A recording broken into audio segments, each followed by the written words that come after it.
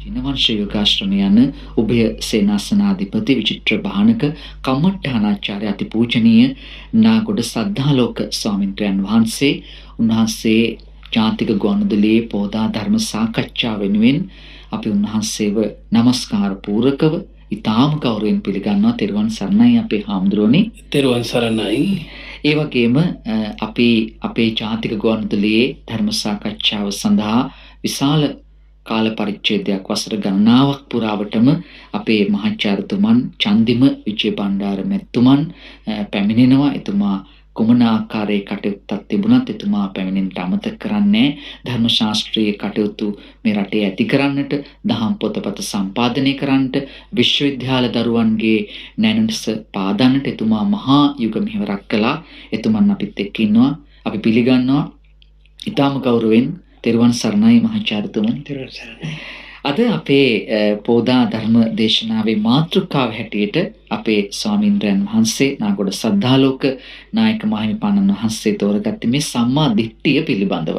මේක කාලීන මාතෘකාවක්. මේ ගැන හිතන්නට, කතා බහ කරන්නට අපේ හාමුදුරන් වහන්සේ ඉදිරිපත් කළ ධර්ම කරුණු ආශ්‍රය කරගෙන ඔබට යම්කිසි පැහැදිලි කර ගැනීමක් තිබෙන්නට පුළුවන් නම් ඔබට ඒ ආශ්‍රිතව කතා බහ කරන්නට අපි දුරකථන මාර්ග දෙකක් විවෘත කරනවා. 0112695446 වගේම 0112695447 කියන දුරකථන මාර්ග දෙක ඔස්සේ ඔබට පුළුවන් මේ අපේ පොදා ධර්ම දේශනාව ඇසුරෙන් වන මේ දහම් මණ්ඩපයේ දහම් කතිකාවතට ඔබේ ප්‍රශ්න යොමු කරන්නට www.slbc.lk අන්තර්ජාලය ඔස්සේ ඔබට පුළුවන් ශ්‍රවණය කරන්නට ලෝකයේ කොහේ හිටියත්. ඉතින් මේ මතක් කිරීමත් අපි දන්නා ඔබ ලංකාවේ වගේම වෙනත් රටවල සිටත් මේ ධර්ම දේශනාව, මේ ධර්ම සාකච්ඡා ශ්‍රවණය කරන බව. ඉතින් අපි අසන්නන්ට අවස්ථාව සලසලා දෙන අතරතුර ස්වාමින්වහන්සේ අද බොහෝ දෙනා සූදානම් වෙලා ඇති මේ කාලීන කාරණේ පිළිබඳව Tamanට පැන නැගිච්ච ප්‍රශ්න වලට පිළිතුරු අපේ ස්වාමින්වහන්සේ වෙතින් දැනගන්නට මේ වෙලාවේ අසන්නෙක් දුරකථනින් එකතු වෙනවා. තෙරුවන් සරණයි. ඔබේ නම, ගම කියලා ප්‍රශ්න ඉදිරිපත් කරන්න. තෙරුවන් සරණයි. ආම්දුරන්ගෙන් අවසරයි. මම මේ කිරිකිට්ටෙන් කතා කරන්නේ මේ ගුණශීලී කියලා කෙනෙක්. මගේ ප්‍රශ්නේ තමයි අදනේ පොඩ්ඩක් මේ අර ලෝභ දේශ මොහ කියන එකේ මුලාව කියන එක පොඩ්ඩක් විස්තර කරන්නයි. අනිත් එක මේ අර අපි මල් පහන් පූජා කරනකොට අර නිවේදයාමි සම්බුද්ධං කියලා ගාථාවක් තියෙනවා. යාවතා භගවලී ගාථා දෙකක් පොඩ්ඩක් විස්තර කරලා දුන්න කොහොමද? ඔව් තෙරුවන් සරණයි. අපේ හාමුදුරනේ මේ ඒ මහත්මියගේ ප්‍රශ්න දෙකක් තියෙනවා. ස්වාමින්වහන්සේ අපි පිළිතුරු ලබා දෙමු. විශේෂයෙන් මේ අකුසල් මුල් පිළිබඳව කතා කිරීමේදී ලෝභ මූලික සිත්, දේශ මූලික සිත්, මෝහ මූලික සිත් කියලා තමයි අපි කතා කරන්නේ.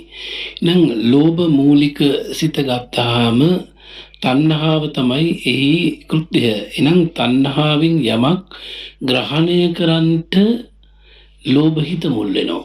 එහෙනම් ලෝභ සිත මුල්ුනේ නැත්නම් ඒකේ ප්‍රතිපක්ෂ ධර්මයේ අලෝභ හිත. ද්වේෂය කියලා කියන්නේ අමෛත්‍රියනේ. එතකොට එහෙනම් පටිඝ සම්ප්‍රයුක්ත සිතක් එතන වැඩ කරන්නේ. නම් පටිඝයේ මුල් වීම නිසා, තරහ මුල් වීම නිසා තමයි ද්වේෂයෙන් අපි නොඑක් විදිහේ අකුසල කර්මපද සකස් කරගන්නේ, චෛතසික වශයෙන් උපදවන්නේ. දැන් මෙතනදී මෝහය කියලා කිව්වම මෝහය කියන වචනය විශේෂ පදයක්. මේක බොහෝ අර්ථ තියෙන පදයක්. නමුත් මෙතනදී මෝහය කියලා කිව්වම සම්මෝහය, අවිද්‍යාව කියන වචනේ තමයි ගැඹුරු වචනේ.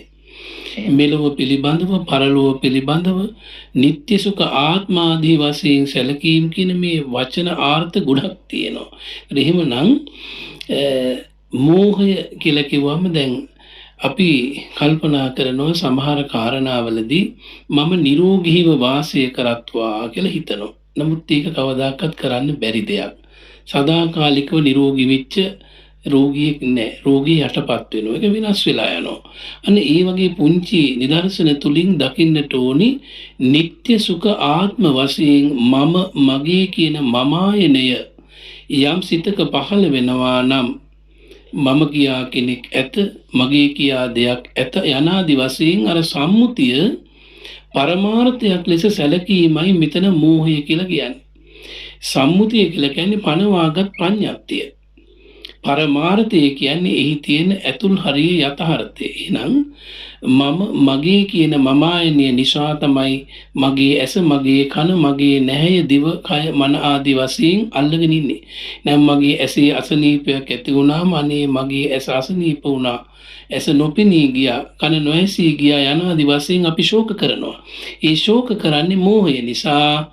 ඒ කන ආදී ඉන්ද්‍රයන් පිළිබඳව ඒ යථා ස්වභාවය නොවැටහීමයි මෙතන මෝහය කියලා කියන්නේ ආයතන කතාවේදී. කෙටියෙන්ම සලකා ගත්තොත් ඔබතුමිය අහන ප්‍රශ්නයට ධාර්මික පිළිතුර වන්නේ මේ චතුරාර්ය සත්‍ය ධර්මයේ පිළිබඳව නොදැනීම. අපේ මහාචාර්යතුමා චන්දිම විජේපණ්ඩාර මැතිතුමනි දැන් මේ ඒ මහත්මිය තවත් ඒ ප්‍රශ්නයේ කොටසක් යොමු කරනවා නේද? තවත් විශේෂ කාරණයක් අපි ඒ ගැනත් යමක් සඳහන් කරොත්. ඒ කියන්නේ අර ගාතාවක් ගැන ඔව්. කාණිකද මම හිතන්නේ මේ ගාතාව මේ මල් පූජා කරන ගාතාවක් නෙමෙයි. නෙමෙයි. ඒක තුමේ පොඩි පැටලවිලක් මං හිතන්නේ. එතන තියෙන්නේ මේ දානි පිළිගන්නකොට දානි ආහාර පූජාවේදී තමයි නිමන්ත්‍රණය අපි සම්බුද්ධ නිමන්ත්‍රණය කරනවා කියන්නේ දම් පිළිගන්න ආරාධනා කිරීම. අපේ ස්වාමීන් වහන්සේට අපි නිමන්ත්‍රණය කරනවානේ.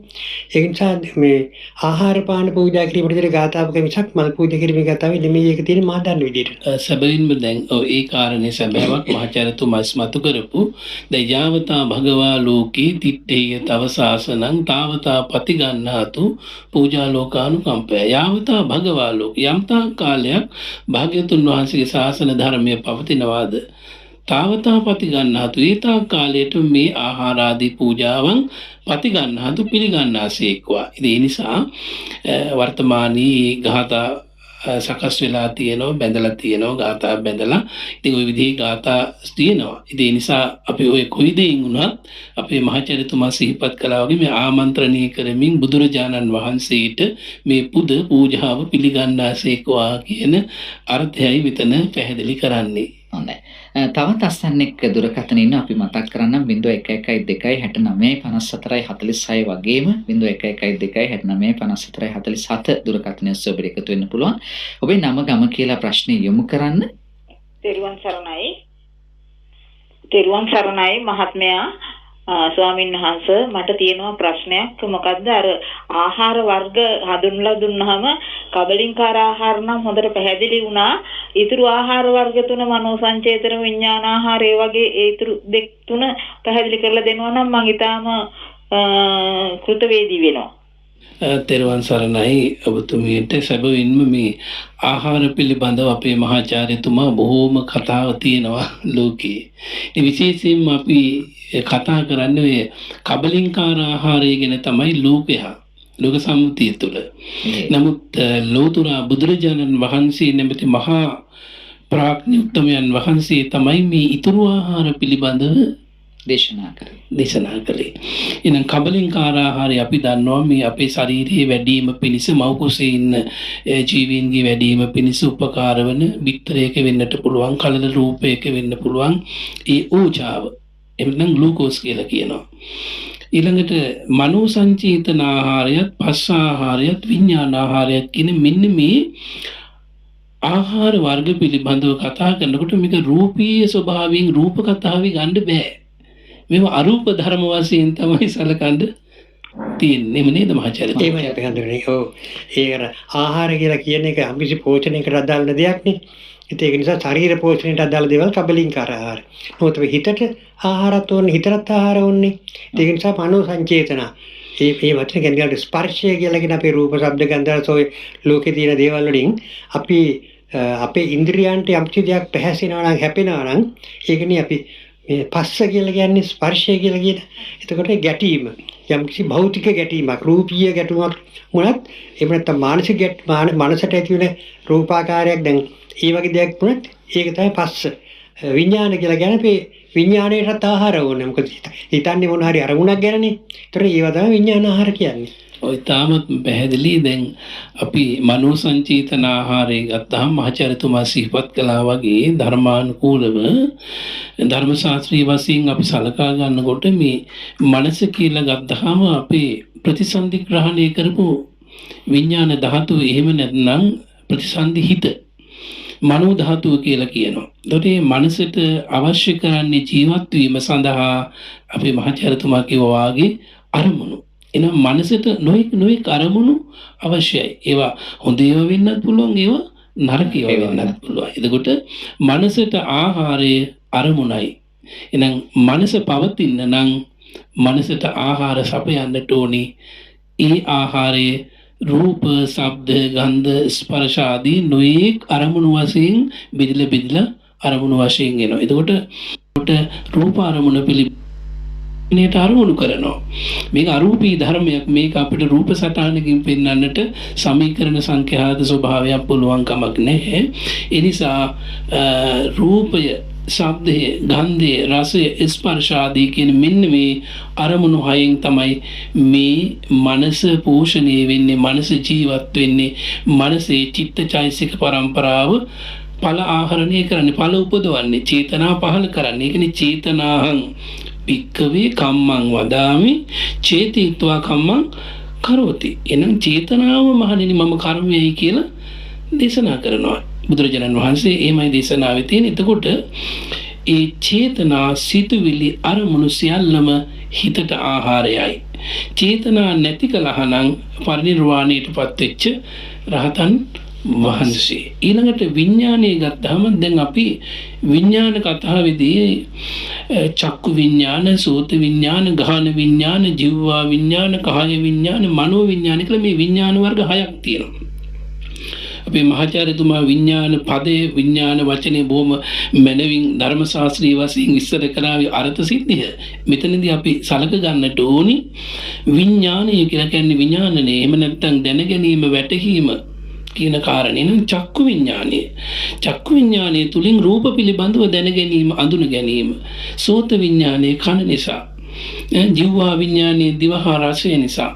ඔය විදිහට ඔය ආයතන හයේදී චක්කු, සෝත, ගාහන, ජීවා, කාය, මන කියන මෙන්න මේ ආයතන හයේදී ගන්න අරමුණු පිළිබඳව තමයි මෙතන විඥානය කියලා කියන්නේ. එහෙනම් ප්‍රධානම මූලද්‍රව්‍ය වශයෙන් අපි මේක අරූපී ධර්මයක් වුණත් විස්තර කරන්නට අපිට භෞතික සාධක ගන්නට වෙනවා. එම නිසා අපි හිතමු ප්‍රතිසන්දිග්‍රහණයේ සිද්ධ වෙච්ච කර්මජ විඥානය ප්‍රධානව තමයි අර කියපු විඥාන ධර්ම 6 පිළිබඳව පරිපාචනය, පරිපාලනය සහ හට ගැනීම පැවතීම සිද්ධ වන්නේ. ඒ නිසා අපේ මහාචාර්යතුමාටත් අපි තාම කරුණාවෙන් ආරාධනා කරන මේ විඥාන කියන පදේ ටිකක් කෙටියෙන් සලක ගත්තොත් හොඳයි. හේතුව අද නොඑක් අධාර්මික අදහස් ඇතම් පැවිදි ස්වරූපයෙන් ඉන්න ඇත්තොත්, ගිහි ඇත්තොත් නොඑක් විපරීත අදහස් මේ පද පිළිබඳව විවරණය කරනවා.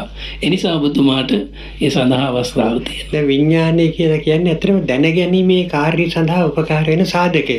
අපිට ඇහැ තිබුණාට, රූප තිබුණාට, ඇහැට රූප ගොදුරු වෙනකොට චක්කු විඥාන සම්බන්ධ නුනොත් ඇති වෙන්නේ නැහැ. චක්කුංච පරිච්ඡ රූපේච උපපජ්ජති චක්කු විඥානං කියලා කියන්නේ. ඒතර චක්කු රූප දෙක සමග එන තුන්වෙනි සාධකයක් තියෙනවා. ඒ තමයි චක්කු විඥාන කියලා කියන්නේ. ඒතර අනිකුත් දේවල් වලට සෝත, ගාන, ජීවා, කාය, මන මේ හැම එකටම දැන ගැනීම සඳහා උපකාර කරන තුන්වෙනි සාධකය උත් වෙනවා. ඒ සාධක තුන එකතු වුණාම තමයි තින්නම් සංගති පස්සෝ. ස්පර්ශය කියන එක ඇති වෙන තුන එකතු වුණාම පස්සපත්‍ය වේදනා. ඒතර වින්දන ඇති වෙනවා. ඒතර සුඛ වින්දන, දුක්ඛ වින්දන, අදුක්ඛම සුඛ වින්දන කියලා වින්දන තුන් රයිනේ. සමහර දේවල් දැක්ක අපිට සැපක් ඇති වෙනවා, සතුටුයි දැක්කම. සමහර ඒවා දැක්කම මේ අසතුටක් ඇති වෙනවා. ඒතර අපි ප්‍රිය රූපී රූප දැක්කම ඒවට ඇලෙනවා. පිය රූපේ සාරජ්‍යති. අප්‍රිය රූපේ ව්‍යාපජ්‍යති. හොඳ රූප වලට අපි ඇලෙනවා, නරක රූප වලට තරහ යනවා. ඉතින් ඔය දේවල් නිසා අපිට සුඛ දුක්ඛ ඇති වෙනවා. සමහර දේවල් එහෙම සුඛ දුක්ඛ තමයි. ඉස්සර මයික්‍රොෆෝන් එකක් තියෙනවා. මේකේ අපට ඇති සැපකුත් නැහැ, දුකකුත් නැහැ. ඉතින් ඒක බොහොම උපේක්ෂිතයි. ඉතින් ඒ විදිහට අපේ ඉන්ද්‍රිය ඥානය පිළිබඳ බුදුරජාණන්ගේ විග්‍රහය තුළ රූපය සහ ඉන්ද්‍රිය කියන දෙකට එකතු වෙලා යන සාධකය 6 ආකාරයකට වෙන් කරනවා. මේ මනසටත් එහෙමයි. මන කියන්නේ ඉන්ද්‍රියක් නේ. මන ඉන්ද්‍රියෙන් අපි අරගන්නේ ධම්මාරම්මන. ඒත් මන ධම්ම මේ දෙකට එකතු වෙලත් මේ මනෝ විඥාන කියලා එකකුත් තියෙනවා. ඔව්. 8යි විනාඩි 20යි වෙලාව පින්බර පොහොදා ධර්ම සාකච්ඡාව සමග ඔබ එකතු වෙලා ඉන්නේ පූජනීය නාගොඩ සද්ධාලෝක ස්වාමින්දයන් වහන්සේත් ඒ සමගම මහාචාර්ය චන්දිම විජේබණ්ඩාරයන් අද අපේ සාකච්ඡා මණ්ඩපේ ඉන්නවා. අසන්න බොහෝ දෙනෙක් එකතු වෙනවා මේ කාරණාත් එක්ක තමන්ට පැනනගින ප්‍රශ්න අහන්නට. තවත් අසන්නෙක් ඉන්නවා තෙරුවන් සරණයි ඔබේ නම ගම කියලා ප්‍රශ්න යොමු කරන්න අපිට. ස්වාමීන් වහන්සේ මම ඉන්ද්‍රා රත්නායක මහනුවර ස්වාමීන් වහන්සේ මේ දැන් අපි කොච්චර දැනුවත් වෙලා දැනුමක් ලබා ගත්තට ආශාව වගේ දේවල් කියන්නේ දැන් ඔබ වහන්සේ දේශනා කරපු ලෙසට ඔය තින්නම් පස්සති කියන එතෙන්දී යමක් සිද්ධ වෙලා ඉවර වුණාට පස්සේ තමයි ආනතන මම කරපු දේ තණ්හාවක් ඇති වුණා වගේ කියන අදහසක් පස්සේ තමයි එන්නේ. ඒක නැති කරගන්න උපදේශයක් ඔබ වහන්සේලාගෙන් ලැබුණු සුකුයි. අපි හඳුනන්නේ තවත් අසන්නෙක් ඉන්නවා. ඒ ප්‍රශ්නෙත් අපි අපේ මණ්ඩපයට එකතු කරගනිමු. අනික අපේ මේ අපේ අසන්නට අවස්ථාව සලසනවා. තෙරුවන් සරණයි නම ගම කියලා අපේ ප්‍රශ්න යොමු කරන්න. මේ සඳ ලංකාවේ සුනිල් කියලා මේ අපේ ආම්දෝලෙන් දැනගන්න ඕනේ සම්මාදිට්ඨිය ඇතිවීමට ආර්ය අෂ්ටාංග මාර්ගයේ අංග 8ක් සම්මා වීමට අවශ්‍යයි නේද? ඒ සම්මා වීමට භාවනාව ගැන මේ අවශ්‍ය වෙනවා. ඉතින් ඒ ගැන පොඩ්ඩක් පැහැදිලි කරනවා මෙන් එක ගෞරවයෙන් ඉල්ලා සිටිනවා. ඔව් තෙරුවන් සරණයි අපේ ස්වාමීන් වහන්සේ මහාචාර්යතුමනි මේ මහනුවර ඉන්ද්‍රා රත්නායක මහත්මිය අහපු ප්‍රශ්නෙට අපි මුලින් පිළිතුරු ලබා දීම වැදගත් වේ ස්වාමීන් වහන්සේ. තෙරුවන් සරණයි. අත වශයෙන්ම දැන් එතුමිය බොහොම වටින කාරණයක් මතු කළේ. අපිට බොහෝ දේවල් කළාන් පස්සේ තමයි මේ කරපු දේ වැරදි කියලා හෝ අකුසලයක් කියලා හෝ යම් කිසි වැටහීමක් එන්නේ. හේතුව අපි කාමාවචර භූමියේ ජීවත් වෙන කාමභෝගී සත්වයෝ නිසා. අපේ විඥානීය ධර්මයේ තුල පරිභාවිතාව අඩුකම නිසා අපට වේලානින් දවාලින් වැටහීම අඩුයි. නමුත් තථාගත බුදුරජාණන් වහන්සේ අනුදැන වදාළ දේශනාවේ සඳහන් වෙනවා යම් මොහොතක අකුසලයේ විදිහට යම් මොහොතක දැනගනීද කුසලයේ හැටියට යම් මොහොතක දැනගනීද එතනිනුත් ප්‍රඥාවන්තයෙක් බවට පත් වෙනවා. ඉතින් ඒ නිසා චක්කුං පටිච්ච රූපේච uppajjati චක්කු විඥානං තින්නා සංගති පස්සු යනාදී ඔය දිගට ගියාම පටිච්ච සමුප්පාද ධර්මයක් කතා කරන්නේ. දැන් ඇසයි රූපයයි දෙක හරියට පුළුන් රොදක ස්පර්ශ වෙනවා වගේ අති සියුම් කාරණයක්. ඒකේ තියෙන ඕලාරික බව රළු බවක් අඩුයි. එතකොට එහෙනම් වර්ණ රූපයේ දෙස දකින්නකොට මේ චක්කු විඥානය පහළ වෙන්නේ ඇසයි රූපයයි දෙක ගැටෙනකොට.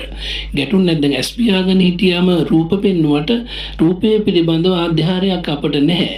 එහෙනම් ඇසයි රූපයයි දෙක ගැටුණ ඔන්න චක්කු විඥානය එතනට සිත සම්බන්ධ වෙනකොට ඊළඟට ස්පර්ශය එකතු වෙනවා. එතකොට එහෙනම් ඒ ස්පර්ශයෙන් පස්සේ තමයි අර ඔක්කොම කර්මපත සියල්ලම විදීමත් එක්කලා එකතු වෙන්නේ. ඒ නිසා විශේෂයෙන්ම අපි සතිපට්ඨාන දේශනාව තුළ තථාගතයන් වහන්සේ කායානුපස්සන කොටසෙදිත් විශේෂයෙන්ම චිත්තානුපස්සනා කොටසෙතුත් අපි විශේෂ සැලකිල්ලක් දක්වනවා මෙන්න මේ කරුණු පිළිබඳව. එහෙනම් අපි සිහියෙන් සතිපට්ඨානයේ සිහිය පිහිටුවා ගන්නට ඔය අරමුණු පිළිබඳව සිහියෙන් හෝදිසියෙන් කාය විවේකී හදාගෙන පුරුදු වෙනකොට ප්‍රායෝගිකව අර කලබල ගතිය අඩු වෙනකොට අපිට වේලානින් ටික දැනගන්න පුළුවන් ප්‍රාගුණ්‍ය දියුණු වෙන හැටියට. ඒ නිසා ගිහි ගෙදර තියෙන බොහෝ කරදරත් එක්කලා මේ සිතේ පහළ වෙන අරමුණු පිළිබඳව ස්පර්ශය පිළිබඳව බොහෝ දැනීමක් ඇති කරගන්න බෑ. ඒ නිසා තමයි යෝගීන් වශයෙන් අපි යම් කාලයන් වෙන් කරගෙන කාල පරිච්ඡේදවල මේ හිත පිළිබඳව චිත්ත චෛතසික පිළිබඳව අර ආකාර 16කින් පහළ වෙන ආකාරයන් පිළිබඳව නුවණින් බලන්නේ. ඒ නිසා ඔබතුමියගේ ව්‍යායාමයේ උත්සාහය බොහෝම වටිනවා. අත්හරින්නේ නැතුව දිගින් දිගට යන්න. දැන් අපිට සමහර වෙලාවට අකුසල් සිතක් පහළ වුණත් ඒ අකුසලයේ කියලා දැනගන්න පස්සෙවත් බැරි ඇත්තු වෙනවා. ඒ තරම්ම මානසික වාසයෙන් විඥානීය නුවණ දියුණු මදි ඇත්තු වෙනවා. ඒ නිසා ඔබතුමිය ධර්මය අහන නිසා ධර්මයේ සුතමේ වශයෙන් දියුණු කරන නිසා ඒක ඉතාම වැදගත් කාරණයක්. සුතමේ ඥානය දියුණු කරන්න බොහෝ සෙයින් සෝතාපට්ටි අංගවල සඳහන් කරනෝනේ. ධර්මයේ ඇසීම, ධර්ම ශ්‍රවණය, ධර්ම සාකච්ඡා ආදී විශේෂයෙන්ම අවශ්‍යයි අපේ දැනීම, අවබෝධය බහුල කරගන්නට. අපේ මහාචාර්යතුමනි අර සඳලංකාවෙන් කතා කරපු සුනිල් මහත්මයා මේ අපේ ස්වාමින් වහන්සේගේ ධර්මදේශනාවේ මේ මාතෘකාවත් පදනම් කරගෙනම තමයි ප්‍රශ්නයක් යොමු කළේ. අපි ඊට යම් පිළිතුරක් ලබා දීම වැදගත් වේවි. ඔව් දැන් එතුමා මේ අහන්නේ ආර්ය අෂ්ටාංග මාර්ගයේ අනිකුත් අංගත් සම්මා වුණොත් නේද සමාධිත්‍ය සම්මා වෙන්නේ කියලා. ඒකේ පැත්තේ අගේ ඉඳලා මුලට යන ක්‍රමයක්. මොකද ඇත්තටම යන්න ඕනේ මුලින් ඉඳලා ළඟටයි. සම්මාදිට්ඨිය තමයි මුල. ඒ නිසා සම්මාදිට්ඨිය සම්මා නොවුනොත් අනික කිසි දෙයක් සම්මා වෙන්නේ නැහැ. මිච්ඡාදිට්ඨිය තියෙන කෙනෙකුට සම්මා සංකල්ප ඉන්නේ නැහැනේ. සංකල්ප ඔව් දෘෂ්ටිය මිච්ඡානම් සංකල්ප වචන කොමටික මිච්ඡා යනවා. ඒ නිසා ඇත්තටම ඒක ඒ විදිහට නෙවෙයි හිතන්න අර අනිත් පැත්තට හිතන්න ඕනේ. සම්මාදිට්ඨිය සම්මා නොවුනොත් සංකප්ප සම්මා වෙන්නේත් නැහැ, වාචා සම්මා වෙන්නේත් නැහැ, කිසිම දෙයක් සම්මා වෙන්නේ නැහැ. ඒකයි එතුමාට කියන්න තියෙන්නේ. සම්මාදිට්ඨිය අංක 1. අපේ සම්මාදිට්ඨියට අනුපාතිකව තමයි සේරම පහළ වෙන්නේ. කිසිම කෙනෙකුට සම්මාදිට්ඨිය නැත්තම් සම්මා සංකප්පේ ඉන්නේ නැහැ. ඉතාම පැහැදිලි අපේ ස්වාමීන් වහන්සේ නේද? ඉතාමත්ම මේ සුදුසු විදිහට උත්තරේ තියෙනවා. අපේ මහත්යට ඒක මම හිතන්නේ තවම අවබෝධ කරගන්න පුළුවන් වේවි මේ කාරණා තවත් හිතුවොත්. තවත් අස්සන්නෙක් දුරකථනේ ඉන්නවා. තෙරුවන් සරණයි, නම ගම කියලා අපි කැමති ඔබේ ප්‍රශ්නය යොමු කරනවා නම්. ස්වාමීන් වහන්සේ මම මේ බද්දිගම මීමැටි මුත්‍රේ චේතන රත්නායක කියලා එක්කෙනෙක් කතා කරන්නේ. මට මේ ධර්ම දේශනාවෙන් මේ නොතේරෙන තැනක් ආවා. යොදුන් 2,40,000 ගියාට පස්සේ නිරේවල් ගැන කියවෙනවා. එතකොට යොදුනක් කියන්නේ 79ක් කියලා මම අහලා තියෙනවා. තවත් ස්වාමින් වහන්සේලා දේශනා කළ තියෙන 74ක් කියලා පින්වත් ස්වාමින් වහන්සේගෙන් ඒ යොදුන් 2,40,000කට යටින් තියෙන අපායවල් ගැන පොඩි පැහැදිලි කිරීමක් කරන්න. යොදුනක් කියන්නේ 79ක්ද 4ක්ද කියලා මට කාරුණිකව පැහැදිලි කරලා දෙන්නමින් ඔබ වහන්සේගෙන් මම ඉතා ගෞරව නමස්කාරය යුතුව ඉල්ලා සිටින ස්වාමීන් වහන්සේගේ ධර්ම දේශනාව අපි නිවැරදිව ඇහුවා. ඔබ වහන්සේට මේ චී ගෞතම බුදු ශාසනයේදීම නිවන් දකින්නම මේ පිනම හේතු වෙන්න ඕන. ඔබ වහන්සේට දීර්ඝායුෂ ලැබේවා. ත්වන් සරණයි.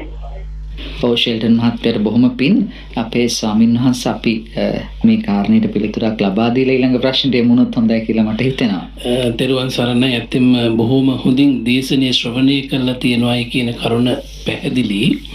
විශේෂයෙන් අපාය පිළිබඳව විස්තර කිරීමේදී බුදුරජාණන් වහන්සේගේ දේශනාවන් බොහොම වටිනවා. අපිට දේවදූත සූත්‍රය එම ජාතක පාළිය දෙස හිත යොමු කරනකොට මහා නිමි ජාතකයේ වාගේ ජාතක දේශනාවලින් අපිට කරුණු පැහැදිලි කරගන්නට පුළුවන්. ඉතින් මෙතනදී විශේෂයෙන්ම යොදුන් 2,40,000 ඝනකම ඝනත්වයයි සඳහන් කළේ. යොදුනක් කියලා කියන්නේ පුරාණ සැතපුම් 9ක් වශයෙන් තමයි සැලකන්නේ. පුරාණ සැතපුම්, පැරණි සැතපුම්. එතකොට එවැනි සැතපුම් 9ක් එක යොදුනයි. යොදුන්ම 2,40,000 ඝනත්වයේ පවතින මේ බොල් පොළව. ඒතර අපි මේ කියන පටවිය. ඒ පටවි පොළවේ හිට යොදුන් 15,000ක් ගියාම පළවන අපාය 136ක් අපායන් පිළිබඳව දේශනාවේ ඊටාම පැහැදිලිව සඳහන් කරලා තියෙනවා. අවසාන කොටස තමයි යොදුන් 84,000ක් ගිය තැන මහ පොළොවේ අවීචි මහ නිරය පිහිටලා තියෙනවා. ඒ අවීචි මහ නිරය යොදුන් 100ක් වශයෙන් දිගපළල උස සංඛ්‍යාත්මකව සඳහන් වෙනවා. ඒ අවට තාප ප්‍රතාප සංජීව කාලසූත්‍ර ආදී 8ක් තියෙනවා. ඒකට කියනවා අටමහා නිරය කියලා. එහෙනම් පංචානන්තරීය පාප කර්මයන්හි අකුසල් සිද්ධ කරගෙන තිබුණොත් අවීචි මහ නිරයට වැටෙන්නේ. ඉතින් අටමහා නිරයට වැටෙනුයින් මෙහා තිබුණොත් දැන් අජාසත් කුමාරයා පිළිබඳව ගත්තාම එතුමා බිම්බිසාර රජුගේ ඝාතනය සඳහා කටයුතු සැලසුවා. අවසානයේ මේ ශාසනයේ පැහැදිච්චම ශ්‍රද්ධාවන්තම උපාසකයෙක් බවට පත්වීම නිසා එතුමා අවීචි මහ නිරයට නොගොස් ඉන් මෙහා තියෙන ඔසුපත් නිරයක දුක් විඳිනවා කියලා සඳහන් වෙනවා. ඒ නිසා ඒ අපායම් පිළිබඳ දේශනාව අපි බුදුරජාණන් වහන්සේගේ බුද්ධ වචනයට අනුව සඳහන් කළා.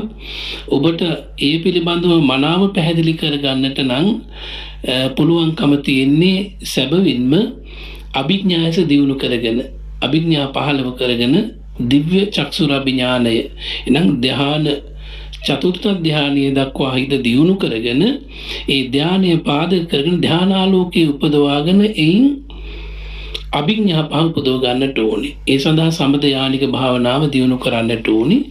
ඉන් මෙහා අපට කියන්නට පුළුවන්කම තියෙන්නේ බුද්ධ වචනයට අනුව බුදුරජාණන් වහන්සේ දක්වපු දේශනා ධර්මයේ පමණයි. ඒ නිසා බොහොම හොඳයි පුළුවන් තරම් මෙවැනි ගැඹුරු කාරණා පිළිබඳ විශ්වාසය දැන් සම්මා දිට්ඨිය ගැන කතා කිරීමේදී ඕපපාතික උපත පිළිබඳව කතා කරනකොටම ওই සතර අපායන් වල තිරිසන් අපාය හැර අසුර නිකාය, නිරය, ප්‍රේත භවය කියන මෙන්න මේ ඕපපාතික උපත පිළිබඳව කතා කරනවා.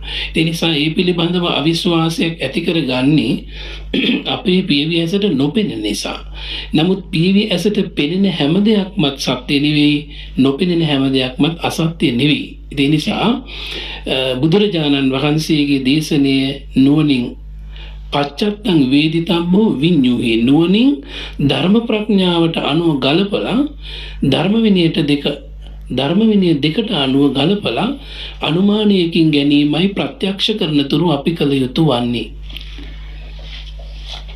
අපේ අසන්න බොහොමයක් දෙනා විවිධ ප්‍රශ්න යොමු කරනවා 0112695446 වගේම 0112695447 අපේ ස්වාමින් වහන්සේ අද සම්මා දිට්ඨිය පිළිබඳවයි පොදා ධර්මදේශනාවේ මාතෘකාව කරගත්තේ. තවත් අසන්නෙක් ඉන්නවා. තෙරුවන් සරණයි. ප්‍රශ්න යොමු කරන්න අපිට. තෙරුවන් සරණයි.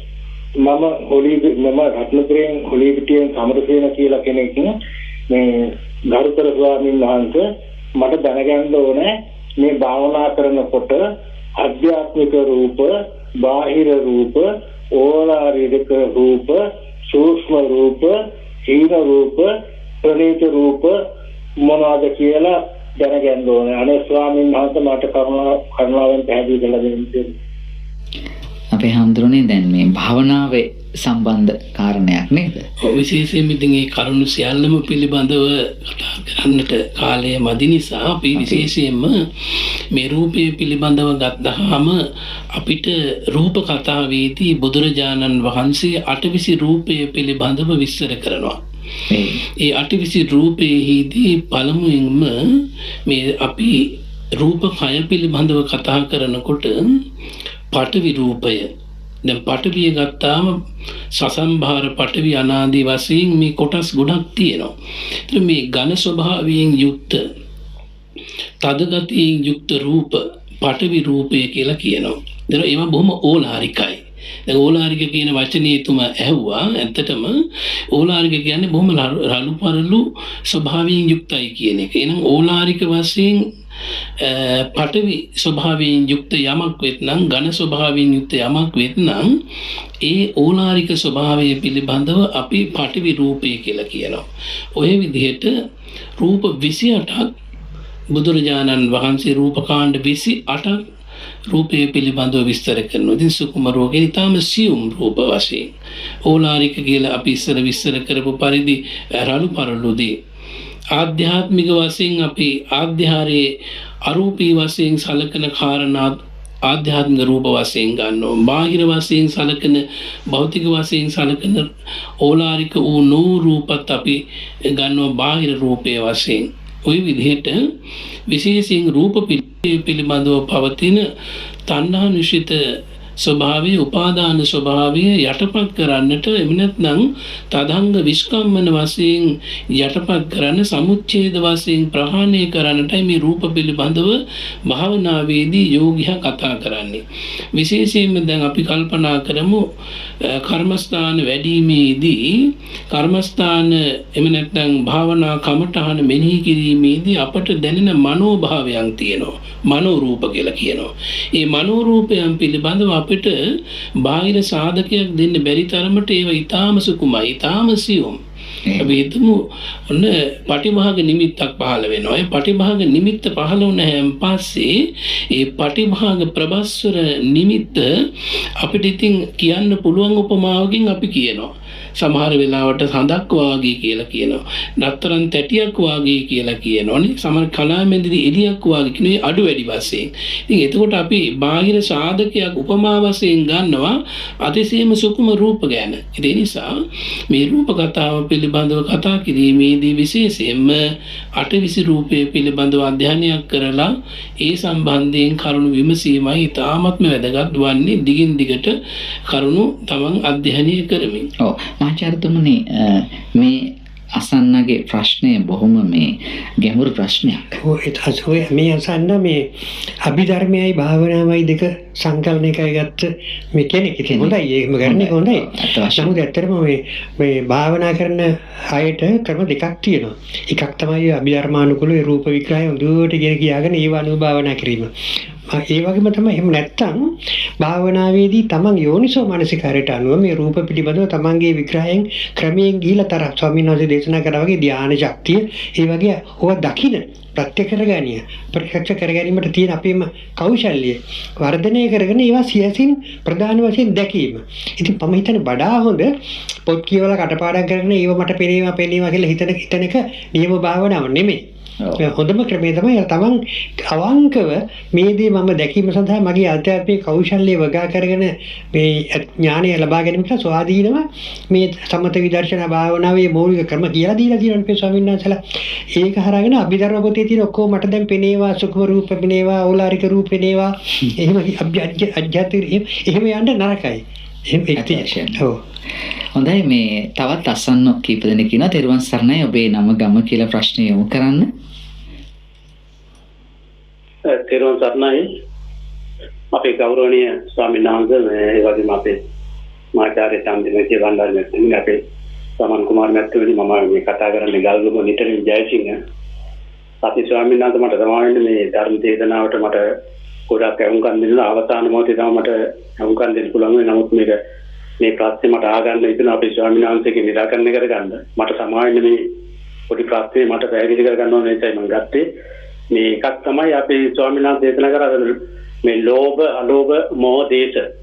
දැන් අපි බලලා තියෙන වීඩියෝ පටවලින් සහ චිත්‍රපටවල අර සතෙකු තවත් සතෙකු දඩයම් කරගන්න ආකාරය අපි නරඹනවා.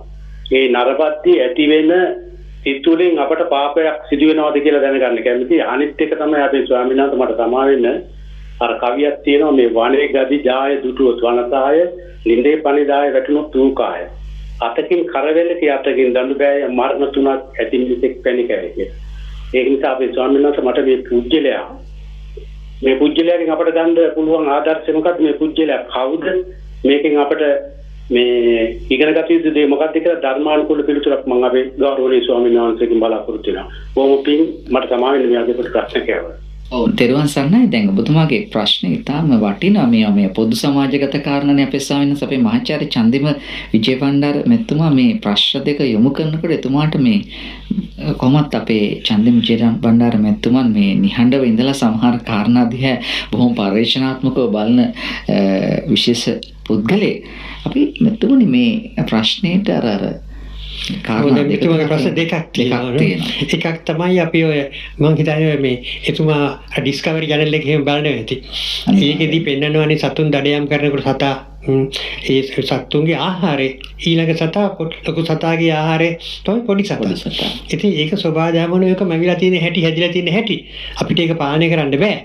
අපි ඕක බලනකොට පෞසිද්ධ වෙනවන සිද්ධ වෙන්නේ අපේ සිතේ තියෙන චේතනාවට අනුවයි. චේතනාම් බික්කවේ කම්මං වදාවිනේ. අපි ඕක දිහා බලගෙන අපි චේතනාවෙන් අපි හිතනවා දැන් පැනලා මු අල්ලගත්තා වේ. චර ගල් හපපු ආවේ. නියමයි එතකොට. එහෙම හිත බැලුවොත් එහෙම පෞසිද්ධ වෙනවා. එහෙම නැතුව මේ අපිට පෙන්නන්නේ ඩිස්කවරි channel එක වගේ එකේ සත්තු ජීවත් වෙන්නේ මෙහෙමයි. ඒ ලොකු සතා පොඩි සතා කාලා ජීවත් වෙනවා. ඒක අපි ඥානෙ ලබා ගන්න. ඔබතුමා දැන් මේ මාධ්‍ය ශාස්ත්‍රයේ මහා කටයුතු රාශියක් කරන කෙනෙක් හැටියට දැන් මේවා තුලින් යම්කිසි වින්දනයක් ඇත්තටම වින්දනයම මිනිස්සු ලබනවා. ඇත්තට වින්දනයත් ලබනවා දැනුවත් ලබනවා. දැනුවත් අපිට අපි වින්දනය කියලා කියන්නේ අපි සැප වින්දන දුක් විඳින සමහරට විනෝදයක් ආස්වාදයක් ලැබෙනවා. ඥානේවත් ආස්වාදයක් නේ. දැනුම ආස්වාදයක්. ඒකට ලෝක ස්වභාවය තේරුම් ගැනීම අපි ගැඹුරට යොමු කරනවා. අනේ මේ ලෝකයක හැටි බලන්න සත්තු ජීවත් වෙන්නේ එක සතෙක් තව සතෙක් කාලා. මේක මේ අපරාධයේ මේ සත්තු මෙහෙම ජීවත් වෙන්නේ. ඇයි ඒගොල්ලෝ අපි වගේම මිනිස්සු වගේම වුණා නම් අපි අහිංසක විදිහට ජීවත් වෙනවානේ කියලා අපි යහමකට එනවානේ. දැන් අපි සත්තු වගේ ජීවත් වෙන්න ඕනේ නැහැ. අපි මිනිස්සු ඇත්තටම අපි දැන් සත්තු වගේ තමයි ජීවත් වෙන්නේ. නේද අපි හඳුනන්නේ. අපි කල්පනා කරනවා කොයි සතා දාලාගෙන අපි කන්නේ කියලා. සමහර මිනිස්සුන්ට මස් නොකා ජීවත් වෙන්න බෑනේ අද. පොඩි ළමයින් හදලා තින් දැන් සොසේජස්ම කන්න එහෙම නැත්නම් ඒ වගේ මසින් හදපු කෑමම කන්න. එළවලු කෑම කාලා ආස්වාදයක් ලබන්න බැරි ළමයි දැන් පරම්පරාව හදලා තියෙන සමහර අම්මලා තාත්තලා. ඉතින් ඒගොල්ලෝ රූපවාහිනිය බලන නෙවෙයි පෞසිද්ධ කරගන්නේ. ගත කරන ජීවිත රටාව අනුව. අපේ ස්වාමීන් වහන්සේ මේට තවත් යමක් එකතු කරන්න. මොකද හොඳ ප්‍රශ්නයක් එතුමා යොමු කරනවා. සැබවින්ම මහාචාර්යතුමා බොහොම අටුවාසයිතව ඉස්සර කළා. ඒ කරුණ බොහොම රසවත්. දැන් අර සතෙක් අල්ලගෙන කනකොට තව සතෙක් චරචර ගාලා එහෙම කහපුවා හොඳට අල්ලගෙන ඉච්චා. දැන් ගිහින් වැරෙන් අල්ලගත්ත. ආදි වශයෙන් අර එතනදී සුඛ ආස්වාදයක් විතර ඇති වුණාට ඇත්තටම අර හිංසනයක් නිතන තියෙන්නේ. ඒතර හිංසා චෛතසිකයක්. ඒතර නම් වදක චිත්තය විශේෂයෙන් මෙතන අපි රූපවාහිනිය හෝ යම්කිසි දර්ශනයකින් දකින්නකොට මහාචාර්යතුමා සිහිපත් කළා වගේ ධර්මයට අනුව ඒ සත්ව හිංසනය පිළිබඳව අපි සතුටු වෙනවා අය කියලා කියන්නේ ඒක අකුසල් සිතක්. දැන් අපේ බුදුරජාණන් වහන්සේට තිබුණා කර්ම විපාක 12ක්. එයින් එකක් තමයි අපේ මහාචාර්යතුමා අපි දන්නවා හිසි කැක්කුමනේ. එක්තරා ජීවිතයකදී අර මාළුන් අල්ලලා ගොඩ දාලා මාළු දඟලනකොට එයා බොහොම සන්තෝෂයටපත් වුණා. එහි අකුසල විපාක ශක්තිය බුදු වෙන ආත්මයේ දක්වා ආවා. ඒ නිසා ඇත්තෙන්ම අපි නොඑක් දර්ශන දකිනකොට යහපත් දේ දැකලා සතුටු වෙනවා මිසක අයහපත් දේ දැකලා සතුටු වෙන්නේ. මහාචාර්යතුමා ඊටාමත් වටින කරුණක් මතු කළා. මේ සත්වයන්ගේ ජීවන රටාව බලනකොට අනේ මොනතරම් දුකක්ද මේ විඳින්නේ, මොනතරම් නේද අහිංසක භාවයක් නේ. එතකොට එහෙනම් ව්‍යාග්‍රයන් කොටින් සිංහීන් වගේ සත්වයෝ මුවන් ගවයන් වගේ පුංචි සත්තු අනුභව කරනකොට අර විඳින වේදනාව ඇත්තටම සත්ව ලෝකයේ තියෙන මේ දුක, සත්වයා විඳින මේ දුක, මරණයට පත්වන සත්වයා විඳින මේ ගොදුරු වෙන සත්වයා විඳින දුක්ඛ ස්කන්ධය පිළිබඳව කලකිරිලා අවබෝධයක්, සසර ගැන බයක්, සංසාරය ගැන බයක්. අපිත් දැන් මේ ජීවිතේ මිනිස්සු වෙලා උපන්නට කොයිතරම් සංසාරේදී ඔය වගේ ලොකු සත්තුන්ට අහු වෙලා පුංචි සත්වයෝ වශයෙන් කොච්චර මැරුණද. ඒකයි බුදුරජාණන් වහන්සේ ඔය දේශනාවේ සඳහන් කරේ අනමතග්ගෝ අයම් භික්ඛවේ පුබ්බා කෝටි නපඤ්ඤායතනෝ. අනාදිමත් සංසාරේ අපි ඔය වගේ අනන්තවත් ලේ හලලා මස් හලලා අපේ ජීවිත ගොදුරු කරගෙන තියෙන අන් සත්වයන්. ඒ නිසා මහාචාර්යතුමා සිහිපත් කළා වගේ ඇත්තටම ඒ තුලින් අපිට ගන්න පුළුවන් හොඳ දේ අවබෝධ ඥානය, සසර ගැන කලකිරීම ඇති කරගන්නට ඒ දර්ශන බැලුවට වරදක් නෑ. නමුත් ඒ දර්ශන බලලා අපි ඒ තුලින් යම්කිසි අනවශ්‍ය විදිහේ වින්දනයක් ලබා ගන්න ගියාම එතන අකුසල් සිතක් ඇති වෙනවා. ලෝභ නිශ්චිත හිතක් එක පැත්තකින් ඇති වෙනවා. ඊළඟට සමහර වෙලාවට ඒ සමහර මිනිස්සු ඉන්න මහාචාර්යතුමා මානසික තත්ත්වයන් වල පෙළෙනවා. අන් අයට පීඩා කළා, නිඳා කළා සත්ත්වකට හරි කමන්නේ තමන් සතුටක් ලබන. එතකොට එතනදී පහළ වෙන වදක චේතනා. ඊළඟට අපි හිතමු දැන් ඔන්න එළවගෙන යනවා තව සත්වයක. ඒ සත්වය අල්ලගෙන කාවි කියලා සතුටෙන් බලාගෙන ඉඳි ඒක අතෑරෙන ගොදුර. එතකොට හරියට දේශය ඇති වෙන අපරාධනේ අල්ලගන්න බැරි වුණානේ. අන්න ඔය විදිහේ අකුසල් සිත් ඇති වෙන. එහෙනම් චේතනාහම් භික්කවේ කම්මං වදාමි. චේතනාවම තමයි මෙතන කර්මය වෙන්නේ. හැබැයි කර්මපත කියලා කොටස් දෙකක් තියෙනවා. අපි සාහත්තික වශයෙන් තමන්ගේ අතින්ම, ආනත්තික වශයෙන් වචනයෙන් කියලා අනකරලම ආදි වශයෙන් කරන ඒ කර්ම පතවලට වඩා අඩුයි විපාක ශක්තිය අපි අර සාමාන්‍යයෙන් හිතේ ඇති වෙන ස්වභාවය. ඒ නිසා එයත් අපි තේරුම් ගත යුතුයි කර්ම විග්‍රහයට අනුව. අපේ මහාචාර්යතුමනි අර මරණ තුනක් ඇති මිනිහෙක් පැණි කෑයි. දැන් මේ කාරණේ පිළිබඳව දැන් ප්‍රශ්නයක් පොඩ්ඩක් දිගට ඔකේ ජනප්‍රිය කවියක්. ඔය කවිය මේ ඇත්තටම ওই කවියේ ප්‍රභාවයේ තියෙන ජෛන ආගමේ. ජෛනයෝ තමන්ගේ මේ මිනිස්සුන්ගේ සංසාර දුක ගැන ඒගොල්ලන්ගේ අදහසක් තිබුණා. ඒ දුක විස්තර කිරීමට ගත්ත උපමාවක් තමයි යෝග. ඒක අපිත් අරගෙන අපේ ජන කවියකට ඔය යොදලා තියෙනවා. මරණ තුනක් ඇති මිනිහෙක් පැණි කෑ කියලා අපි මේ සංසාරේ සැප කියලා හිතාගෙන සැප විඳින්නේ මොනතරම් විපත්ති ගොඩක් මැද්දේ ඉඳගෙනද අපි සැප කියලා හිතුවට මොනතරම් දරුණු විසල තත්යකද අපි ඉන්නේ කියන එක අපිට ආවර්ජනය කරවීමටයි කවිය හදලා තියෙන්නේ. වරණතුණක් කැදෙමින් එක අපි ඒවා අපි හැමෝම මේ අලියෙක් අපේ පස්සේ දුවගෙනවා අපි ලිදකට වැටෙන්න යනවා තනකොළ ගහක් අල්ලගෙන පණ බීරගෙන ඉඳගෙන මීපැණි කනවා නෙවෙයි අපි ඒක උපමාවක්. ඒ උපමාව අපි මේ සංසාරේ ව්‍යාධි දැන් බලන්න අපි දැන් මෙතන ඇවිල්ලා මේ මුඛවාඩමක් දාගෙන පණ බයි ගහයි අතර විස බීජ නාශනය කරගෙන මේ වැඩේ කරන්නේ. ඇයි මේ කොරෝනා තර්ජනය දැන් මුළු රට පුරාම තියෙන අපි බස් එකේ යනවා නම් පණ බය යන්නේ. කොයි මොහොතේ කාගෙන් විස බීජයක් කියලා. එහෙම ඒ බය තියෙනවා. මේ දවස්වල කොරෝනා බය. ඒ වගේම දැන් මේ අපි දාගෙන ඉන්න මොවැස්ම හරි මොකක් හරි එකක් පුලිහිල් වෙලා මම හිතුවා පොලිසියෙන් අපිව අල්ලගෙන අරන් යනවා. අර කියලා දඩ ගහනවා. ඒක පොලිසියට බයි අපි ජීවත් වෙනවා නේද? ඒතර ගමට ගියායින් පස්සේ තව නොයක මේ දවස්වල සමහර පළාත්වල අලි බය. ඒ අතරේ නරි බයක් සමහර පළාත්වල තියෙනවා. පිස්සු නරි ඇවිල්ලා මිනිස්සු ගහලා මැරිලක් තියෙනවා දැන්. ඉතින් ඕක බලනකොට ජීවිතේ අපි මේ බොහොම සන්තෝෂයෙන් සැපෙන් නටාගෙන හිටියට අනන්ත පරිමාණ තර්ජන මැද්දේ දුක් මැද්දේ අපි ජීවත් වෙන්නේ. ඒකයි ඔය කවියෙන් කියන්නේ. හොඳයි. තවත් අසන්න එක් දුරකථනය ඉන්නවා. තෙරුවන් සරණයි ඔබේ ප්‍රශ්නේ යොමු කරන්න. තෙරුවන් සරණයි හාමුදුරනේ. මමත් මේ නිර්වාණ අවබෝධය සඳහා ලංකාරගමනේ පිළිබඳව බලාපොරොත්තු වැඩකින් කුසල් කරනවා. මගේ තියෙන ගැටලුව තමයි මම සමහර අවස්ථාවලදී මේ යම් කිසි දේවල් මගේ හිතේ තියෙන දේවල් හිතින්ද දන්නේ කුමන බලපෑමක්ද දන්නේ ලියන්න හිතෙලෙනවා මම නොදැනුවත්වම ලියවෙනවා. මේ පිළිබඳව මම වෛද්‍යවරයෙකුට විමසීමක් කරා නමුත් මට නිශ්චිත උපදේශයක් ලැබුණේ නැහැ. ඒ ගණන් ගත්තේ නැහැ. නමුත් මේකට මනස පිළිබඳ විඥානය පිළිබඳව වහන්සේ දේශනා කරන දහම් කරුණ ඇතුලේ මට උපදේශයක් ලැබෙනවා නම් මම බලාපොරොත්තු වෙනවා. තෙරුවන් සරණයි. ඒ වගේම අපේ හැමදෙරනේ තවත් අස්සන්නෙක් ඉන්න ඔහුගේ ප්‍රශ්නෙත් අපි සම්බන්ධ කරගමු. තෙරුවන් සරණයි නම ගම කියලා ඔබේ ප්‍රශ්නෙත් යොමු කරන්න.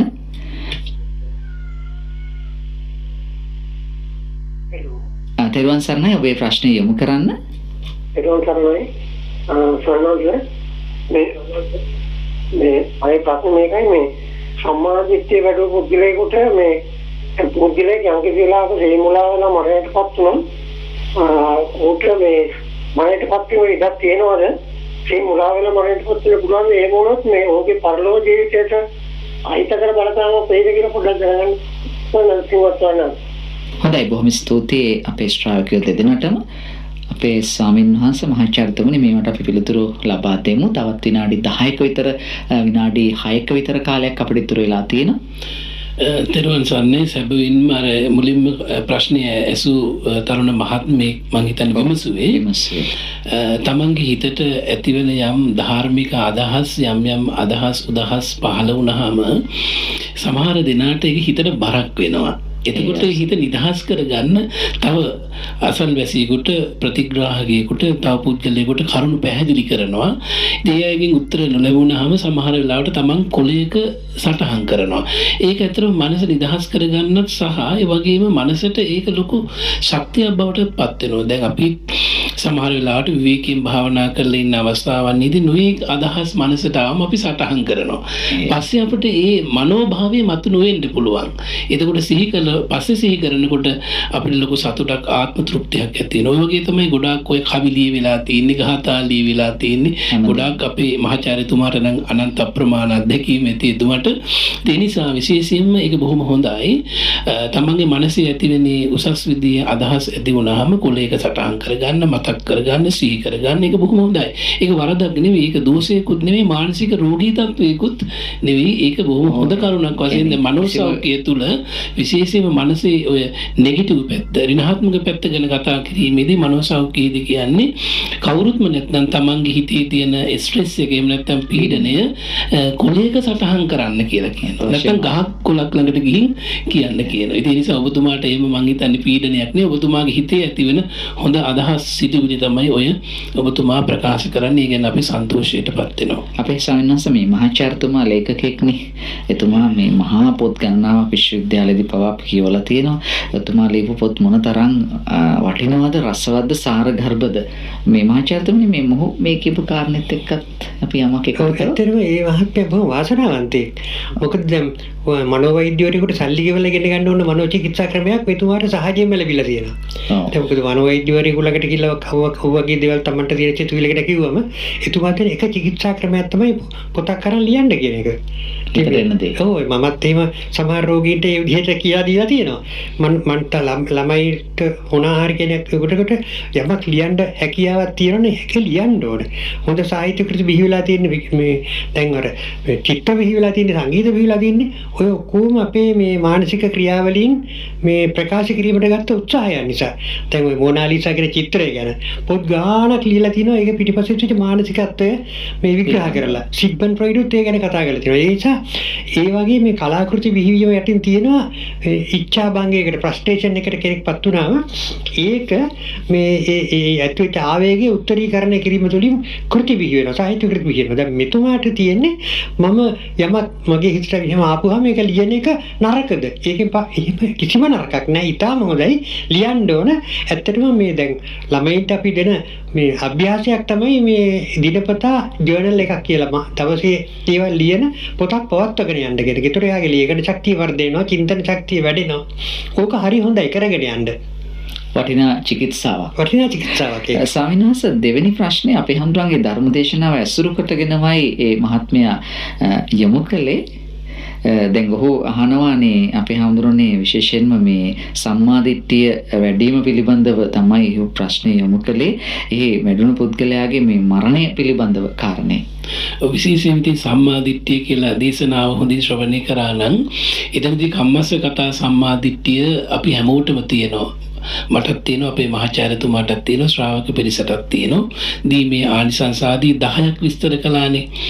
එතකොට ඒ සම්මාදිට්ඨිය බෞද්ධයන්ට පමණයි තියෙන්නේ. අබෞද්ධයෙකුට මේ සම්මාදිට්ඨිය පිළිටන්නේ නැහැ. දැන් අබෞද්ධයෝ පවා පරිත්‍යාගශීලී අය ඉන්න ඕනේ තරම්. නමුත් මම අර විස්තර කළා වගේ ධර්මයට අනුව දැන් දන් දීමේ ආනිසංස ඇත කියලා විශ්වාස කිරීම බෞද්ධ දේශනාව තුළයි අන්තර්ගත වෙන්නේ. ඉතින් එවැනි අය ඒ විශ්වාසයෙන් ජීවත් වෙලා ජීවිතයේදී කුසලුත් කරලා අකුසලුත් කරලා මරණයටපත් වුනොත් සිහිමුලාවකින් සම්මාදිට්ඨිය පීඨී කියන කාරණේ නෙමෙයි වැදගත් වෙන්නේ. එතනදී එයා කරපු අකුසලයට අනුරූපීව විපාක ලැබීම. ඒ නිසා නියත මිච්ඡාදිට්ඨියෙන් යුක්ත කෙනා ගැනයි මෙතන වැදගත් වෙන්නේ. දැන් ඔය කියපු කරුණු 10ම ප්‍රතික්ෂේප කරනවා නම් එයා නියත මිසදුරුකත් කෙනෙක්. එයා මරණින් පස්සේ අනිවාර්යෙන් නිරේට වැටෙනවා. ඒ නිසා මෙතනදී සම්මාදිට්ඨියේ ඉන්න අපි කම්මස්ස කතා සම්මාදිට්ඨියේ ඉන්න අපි අකුසල් කළොතින් අකුසල විපාකයක් අපට තියෙනවා. කුසල් කළොතින් කුසල විපාකයක් තියෙනවා. සම්මාදිට්ඨියේ නොසිටියත් යම් කිසි කෙනෙක් කුසල් කළොත් කුසල් කියන්නේ යහපත් දේනේ. යහපත් ක්‍රියාවන් වල යෙදුණොතින් ඒකේ විපාක ආයි බුද්ධ ආගමේ වෙන්නම අවශ්‍යතාවයක් නැහැ. මෙතනදී තියෙන්නේ සම්මාදිට්ඨි කියන වචනය ලෝතුරා බුදුරජාණන් වහන්සේ නමකගේ ශාසනයේ පමණයි කතා කරන්නේ. ඒකයි මෙතන සුවිශේෂී කාරණේ. ඒ නිසා සිහිමුලාවෙන් මිය පරලෝ යන්න යෙදුනොත් මම වෙන්න පුළුවන්. දැන් මම භික්ෂුන් වහන්සේ කෙනෙක් කියන සම්මාදිට්ඨිය පිහිටින් දැන් මේ ශාසනය පැවිදි වෙන්නේ. ඒ කම්මස්ස කතා සම්මාදිට්ඨිය මූලික වශයෙන්. එතකොට මම අකුසල් කළොත් මට විපාක නැද්ද? ඕනතරම් ප්‍රේතවත්තු වල තියෙන ස්වාමීන් වහන්සේලා ගිහින් අපාවල දුක් විඳ ප්‍රේත අපායේ දුක් විඳපු හැටි. ඉතින් ඊළඟට විමානවත් වල තියෙන කුසලානිසංස විඳින හැටි. ඒ නිසා මෙතනදී සම්මාදිට්ඨිය නියමාකාරයෙන් පිළිටවා ගත්තා නම් එයයි අර බාහිර ලාභ ලෝභ කාමතා ආදී නිසා අකුසල් උපදවාගෙන මුලාවටපත් වෙන්නේ නැහැ. සිහියෙන් උත්සාහ කරනවා ධර්මයේ හැසිරලා සම්මාදිට්ඨිය පරිපූර්ණත්වයට පත් කරගන්නට. ඒ කුමක්ද? සෝතාපන්න ඵලය දක්වා හිත දියුණු කරගන්නට. හොඳයි, අපිට මීටත් වඩා ගෞරවනීය ස්වාමීන්ද්‍රයන් වහන්සේ මහාචාර්යතුමනි අද ධර්ම සාකච්ඡාවේ රැඳෙන්නට අපහසුයි. ඉතින් අපි අපේ සාකච්ඡාව නිමවට පත් කරන්න සූදානම් වෙන මොහොතේ අද මේ වර්ෂයේ පළවෙනි පින්බර පොය දවස ස්වාමීන් වහන්සේ අපි කෙටියෙන් හෝ වචනයක් සඳහන් කරන්න ඕනේ. අපේ හඳුනන වහන්සේ බොහොම ඈත ප්‍රදේශයක ඉඳලා තමයි මේ සාකච්ඡාව සඳහා වැඩමව වදාළේ. හම්බන්තොට වේරගල ආරණ්‍ය සේනාසනයේ සහ කළුතර නාගොඩ ජිනවංශ යෝගාශ්‍රමය යන උභය සේනාසනාධිපති විචිත්‍ර භානක කම්මට්ටානාචාර්ය අතිපූජනීය නාගොඩ සද්ධාලක ස්වාමීන් වහන්සේ ඊටාම විචිත්‍ර ධර්ම දේශනාවක් දේශනාවක් කළා. ඔබ වහන්සේ ඊටාම වටිනා ධර්ම කරුණු අපේ අසන්න වෙනුවෙන් ඒ කාරණාවලට මේ තොරතුරු ඉදිරිපත් කරමින් ඒ තවත් පෝෂණය කළා. අපේ හාමුදුරන් වහන්සේට නිදුක් නිරෝගී සුව චිරජීවනයේ අපි ජාතික ගුවන්විදුලි ආගමික අංශයෙන් පුද කර සිටිනවා. තෙරුවන් සරණයි අපේ හාමුදුරනේ.